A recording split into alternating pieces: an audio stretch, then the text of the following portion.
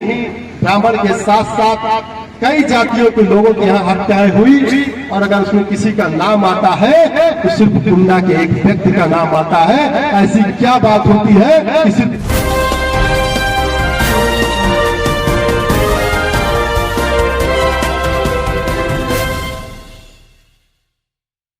लोग आपके साथ खड़े हैं, इस मंच में बैठे हुए तमाम बुद्धिजीवी लोग, इस मंच के सामने बैठे हुए बुद्धिजीवी समाज के लोग और जो भी समाज के लोग आए हैं, मैं अपने बुजुर्गों के चरणों में प्रणाम करते हुए आप सबको सादर प्रणाम करते हुए अपनी बात शुरू करने से पहले मैं एक चीज जरूर कहना चाहता हूं। इस कुंडा की धरती पे इस छोटे भाई के साथ जिस निर्दयी से, जितने कुठार कहा जाए और जिन लोगों ने ऐसी घटना को अंजाम देने का काम किया है, उसकी जितनी निंदा की जाए शायद बहुत कम होगी। कुंडा में कोई ये नई चीज नहीं रही और न कुंडा के लोगों के लिए नई चीज रही। हम तो जो जानते हैं 93 से लेके उसके पहले से लेके बहुत से ब्राह्मणों के ही नहीं, ब्राह्मण के साथ साथ कई जातियों के लोगों के यहाँ हत्याएं हुई, और अगर उसमें किसी का नाम आता है तो सिर्फ कुंडा के एक व्यक्ति का नाम आता है। ऐसी क्या बात होती है कि सिर्फ उसी व्यक्ति का नाम आता है। हम लोग आज विशाल पांडे जी अपनी जान की कुर्बानी दिए, आदरणीय उमेश पांडे जी का इकलौता बेटा, जिसके न आगे न पीछे कुछ नहीं बचा, पूरा जीवन उनका भी बचा हुआ था, मगर इन लोगों ने जिस तरीके से उस बेटे को, उस भाई को हत्या करके उसकी जान लेने का काम किए, बहुत ही निंदनीय रहा। एक चीज मैं और कहना चाहता हूं, यहाँ के जो लोग मीडिया में जाके सफाई दे रहे हैं, जो लोग फेसबुक व्हाट्सएप पे लिखने का काम कर रहे हैं, जिन लोगों ने मीडिया के सामने जाके कहा कि उस परिवार के साथ मेरी पूरी संवेदना है, उस परिवार के पीड़ित परिवार के साथ हम लोग खड़े हैं। आप मंच पे और अपने मीडिया के सामने तो परिवार के साथ खड़े हैं, मगर प्रतापगढ़ जनपद की जेल में जाके उनकी पूरी व्यवस्था कराने के आप लोग काम कर रहे हैं। ऐसा क्यों आपका दोहरा चरित्र आपके साथ लगा रहता है? अगर आप पीड़ित परिवार के साथ खड़े हैं तो ऐसी आपको क्या जरूरत पड़ गई जो जिस दिन वो जेल जाते हैं उसके दूसरे दिन जाके आप जेल में उनकी सारी सुख सुविधा की व्यवस्था कराने का काम करते हैं साथियों।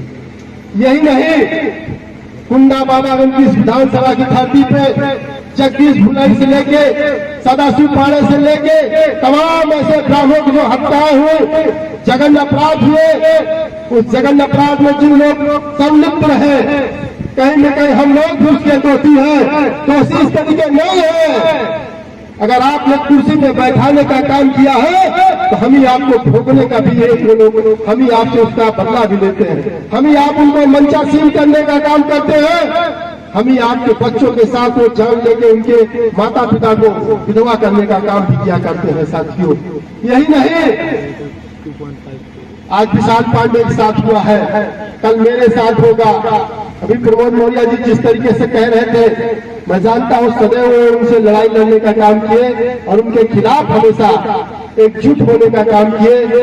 मैं विश्वास दिलाना चाहता हूं उस परिवार को, जब जहां आपको जरूरत पड़ेगी आपका बेटा, आपका भाई सदैव आपके पीछे, आपके बगल खड़ा रहने का काम करेगा, कभी आपके पीछे भागने का काम नहीं करेगा। मगर मैं आपको एक चीज और कहना चाहता हूं, जिस तरीके से आज श्रद्धांजलि समारोह में आप इकट्ठे हैं, और भी तमाम ऐसे पर्व आते हैं और तमाम ऐसे जगह सामान आते हैं जहाँ पे हमको आपको इकट्ठे होने की जरूरत होती है, वहाँ हम आप इकट्ठे नहीं होते हैं। हम आप लोग बटने का काम करते हैं, और जब हम लोग बटने का काम करते हैं तो वो लोग उसका हमेशा 5 साल फायदा उठाते हैं और हमारे आपके साथ तमाम घटनाएं करने का काम करते हैं।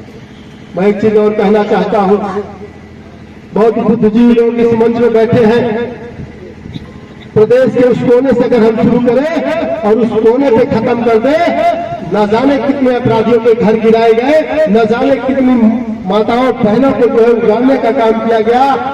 यहाँ तो खुलेआम पीड़ित परिवार ने कहा कि उनके घर अवैध है, उनकी मार्केट अवैध है।